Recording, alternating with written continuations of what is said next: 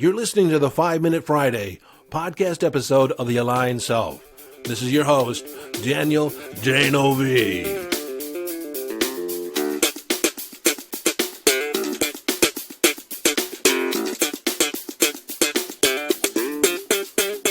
Okay, 5-Minute Friday, a short and concise podcast episode of The Aligned Self, designed to leave you with a question, an idea, a strategy, a tip, a hack, in order to give you greater access to your conscious awareness, evolving your conscious awareness, or give you greater mastery over your mind. Now, in this episode, I want to explore the 7 practices that you can take part in that will enhance your access to your intuition. Now, truth be told, these practices are good for your life in general if you're interested in a productive and vital existence. But we're knee-deep in our series on intuition, and if this is your first episode, by all means, go back to the beginning. We're not that far in, and you can go back to episode 2, Using Your Intuition to Guide Your Life, providing you with practical steps to access your intuition and really tapping into the guidance, the inner wisdom that is yours all along, and it's your natural birthright in being human.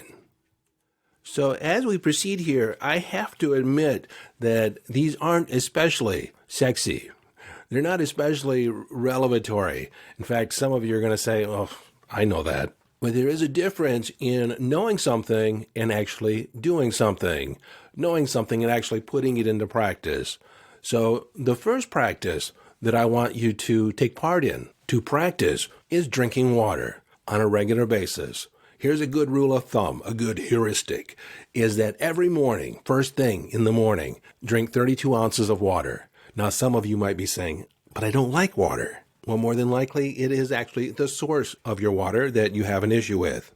Your body largely consists of water. It works on water. It uses water to maintain itself. Water is the essence of life.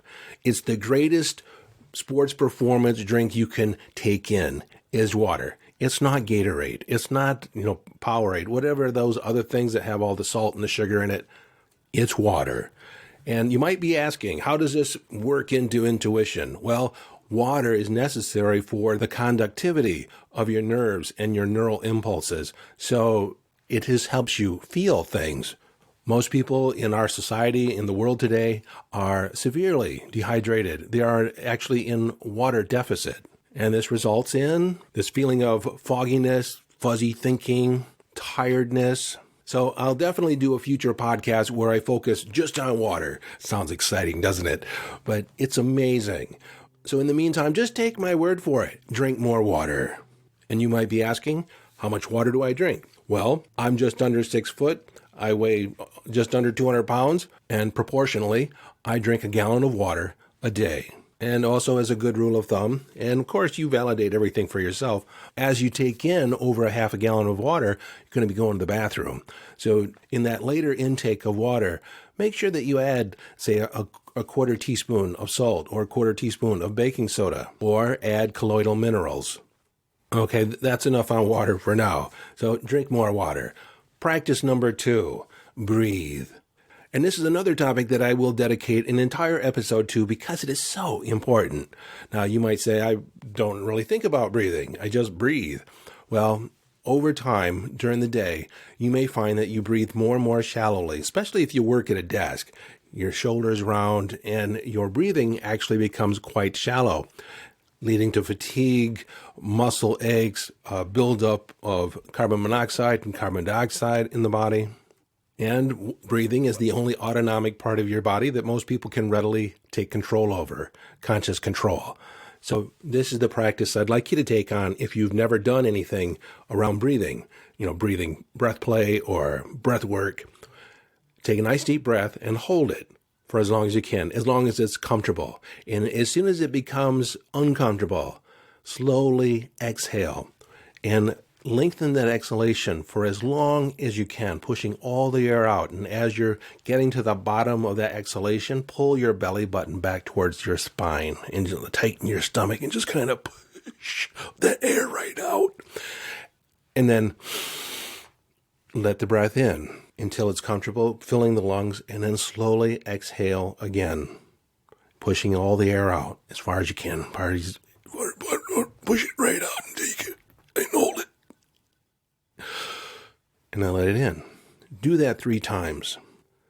Then the next 3 breaths, just allow them to flow in, reach the top, and then gently flow out. Try and lengthen your exhalation longer than your intake. This practice, just this little practice, will take less than 3 minutes. And most people can accomplish this in less than a minute. And it totally shifts your mind and state, relaxing your mind and body. See, intuition doesn't work when you're stressed. Intuition doesn't flow when you're anxious. It creates a natural resistance in the mind and body. And with that said, it leads us right into the next practice, which is meditate, which is quieting the mind and body so you can actually listen and hear. Meditation resets your capacity to heal, recover, and think better. To me, if I go a day without meditation, it's not a good day. It typically isn't a good day. If you've never meditated or you don't have a regular meditation practice, you can go to YesDaniel.com and download my mindfulness meditation and put on the headphones and just have me in your ear. And I will guide you through a process of tuning into your body, tuning into your breath, allowing you to relax deeply over 23 minutes. But if you're serious about connecting to your intuition and you don't yet have a meditation practice, then you're not really that serious. And I'm not talking about long, protracted periods of time where you're just looking at the back of your eyelids. No, 5 to 15 minutes. 20 minutes is ideal. Number 4 is move your body. Ideally, walking, get up, move your body, stretch your body. You're not designed to sit. Your body is designed for movement. We have systems, the cerebral spinal fluid, the lymphatic system. Those things only move if you move. So a good rule of thumb is for every hour that you sit, every hour that you are inactive, get up and walk around for at least 5 to 10 minutes. If you decide to walk longer than that, Benjamin Franklin every day did his daily constitutional, which was his walk through town. It was a minimum of 20 minutes. Now, I suggest you walk more than 7 and ideally up to 15 or more. After 7 minutes, you begin changing your biochemistry. Your breathing changes. Your body goes from an anaerobic state to an aerobic state. And this exercise, this movement, actually builds resilience in the mind and the body, in your emotional state. So move your body and have fun doing it. Number 5 is commit to balance. Now, work-life balance is almost non-existent. There's always going to be competing priorities. But think of it this way. It's the balance between stress and exertion and recovery. If you have a period of stress, if you have a period of intense focus, then stop and breathe. Just recover. Go for a short walk and use that time as recovery. See, you can actually do some of these things and combine them and still get the same overall effect. So this stress recovery balance improves your emotional well-being, improves your immune system, and gives you an access to a greater amount of energy. And practice number 6 is get enough sleep. And again, this is a topic that I can devote an entire episode to because most people have terrible sleep habits. But consider that this is a third of your life, and proper sleep in the right amounts can totally transform your life. Now, I'm not a fan of the whole 8-hour thing. I tend to sleep 5 to 6 hours a night, and then I also nap. So over the day, I'll end up getting 8 hours of sleep. So in the podcast episode on sleep, we'll talk about biphasic sleep, multiphasic sleep, the benefits and detriments of sleep. So our consideration in this particular episode is ask the question, am I sleep deprived? Am I sleep deficient? Am I getting enough good quality of sleep? This is a third of your life. So making this a priority will enhance your health, enhance your well-being, enhance your relationships. So today, just make a note of it. Do I need to focus on sleep? And number 7, commit yourself to living inside the highest vibration, the highest level of emotion that you can on any given day. Now, the pinnacle of that, the highest vibration, would be love, joy, gratitude. Gratitude, or love and joy, is actually a result of a gratitude practice, of being in appreciation. And again, this is another topic that I will dive deeper on in a future podcast episode. So the question I want to leave you with is, on average, what is your typical emotional state How close is it to love, joy, and a feeling of peace and tranquility? So I know I rushed through this, but my commitment is to have this be less than 10 minutes, and I might be just a tad over. But what's most important is that I have you questioning, or that you begin to question, how much water am I getting? Am I getting enough? Am I breathing? Is my breathing constrained? Is it shallow? Or am I breathing deeply, really taking in life? Am I moving enough in my day-to-day life where it makes a difference for my health and well-being? Am I meditating? Am I taking a moment of each day and spending it just for me? Am I balancing those periods of stress in my life with a period of recovery?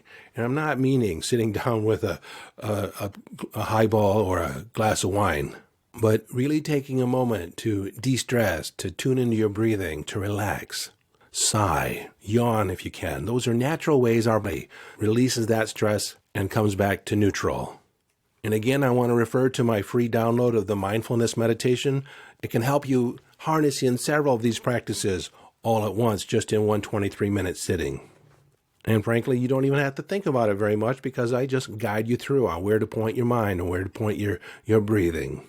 And then, how much sleep am I getting? Am I getting enough sleep? Am I sleep deprived? Am I tired all the time because I'm not getting enough sleep? Do I awake tired? Do I typically awake refreshed and ready to take on the day? And then I want to leave you with the question, on average, what is my emotional state? What is my emotional well-being? What temperature do I operate at from day to day? If you think of relaxed and calm and love as cool side of it, and anger, frustration, resistance, stress as being the hot side of the temperature. You want to be right near the middle. You want to be like Goldilocks, not too hot, not too cold. So that does it for today, and I just want to leave you with the idea that every one of these topics deserves its own podcast, its own deep dive, because they're phenomenal practices, phenomenal things to incorporate in your life, not only for accessing your intuition, but also your well-being and vitality. Okay, so as I end this episode, I have to admit and be completely transparent and authentic that this was a bigger topic than I should have had in the 5-minute podcast. We're close to, we're going to be under 15. So in future episodes, I'll make sure that I cover just one topic, one idea. So as I leave you for now, this is Daniel Dano V, suggesting you follow your bliss and live the epic life.